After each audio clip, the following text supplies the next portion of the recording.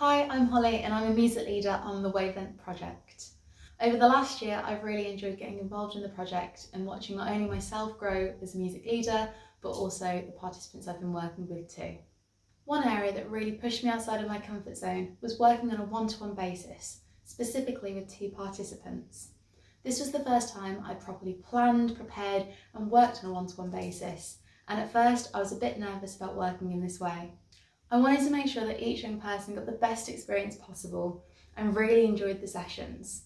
After meeting each young person, I was able to really tailor the sessions to suit them, and as the weeks went by, the nerves disappeared and I started to feel more confident. I focused on the areas they were interested in musically, like guitar or vocals, to get them feeling comfortable and feeling like they've achieved something within each session.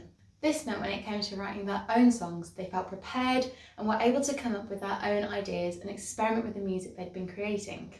By the end of the project, both of the participants I had worked with showed great progress and improved confidence. At the start of the project, one young person told me that they didn't like singing, but in one of their final sessions with me, they recorded themselves singing 2 verses for their original song and said they liked the sound of their voice. This was the first time they'd ever recorded themselves singing for a song, and it was a really big achievement for them.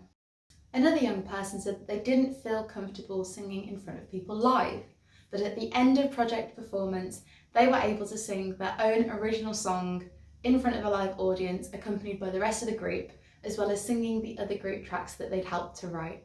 I was impressed by both of the participants' progress and how they were brave enough to try new things musically that they originally were hesitant to do. They both took big steps forward, not only as musicians, but as people too, and it was a pleasure being part of their journey. As well as the participants being brave enough to try new things musically on the project, I also at times had to be brave on the project too. As I was new to the project, I spent the first couple of months supporting other members of the team whilst they led the group sessions. This allowed me to get a real feel for how the sessions worked, as well as taking inspiration from the other artists on the project. I was able to see what activities worked well with the participants and what areas they needed more help with. After a few months, it was then my turn to lead 3 group sessions. This consisted of 1 songwriting session, 1 session where the group continued writing or working on the instrumentation, and 1 production session. I had led sessions before, but never on my own, so when the first session came around, it was a bit daunting to begin with. But with the help and support of the other artists on the team, I realised that I actually really enjoyed leading the sessions. Having a plan going into each session really helped, and even when things didn't go to plan, I was able to improvise and go with the flow of what the group wanted to do. This meant that the sessions were participant orientated and they became quite fun for me to run as the music leader and fun for the group to get involved with too. By the end of the 3 group sessions, the young people had created an incredible song that started with just a photo of a man in a boat and had turned into a gorgeous song telling the story of a girl's adventure through the fairy pool. Each member of the group had contributed their own ideas and thoughts into the song through lyrics, instrumentation, or ideas on production. Another area that was new to me was working on the project through a blended approach. As we were running the project through the pandemic, we wanted to make sure that everyone was as safe as possible. This meant that we were running the sessions solely through Zoom to begin with, and as restrictions eased, we were able to start running the sessions both in person and online. For anyone on Zoom, in terms of accessibility, it was great for the participants that lived further away. This meant that the young people could join in with any of the sessions from the comfort of their own home without having to travel in.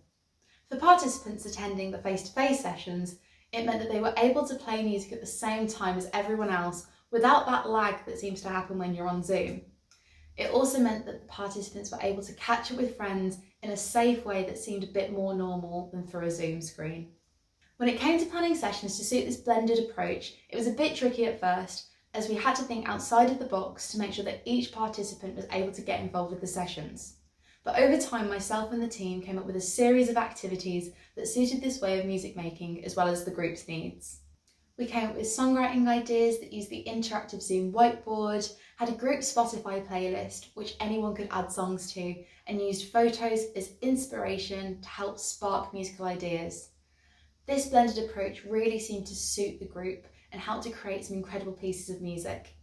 In my opinion, the Wavelength project has been a success, not only for the participants, but for the music leaders and the team who run it. I've learned so much over the last year about myself, about creating music, and how to work with participants of all ages and abilities. To see young people really come out of their shells and create amazing pieces of music that they're proud of is incredible, and I look forward to continuing this work and helping more young people to find their voices through music on the Wavelength project.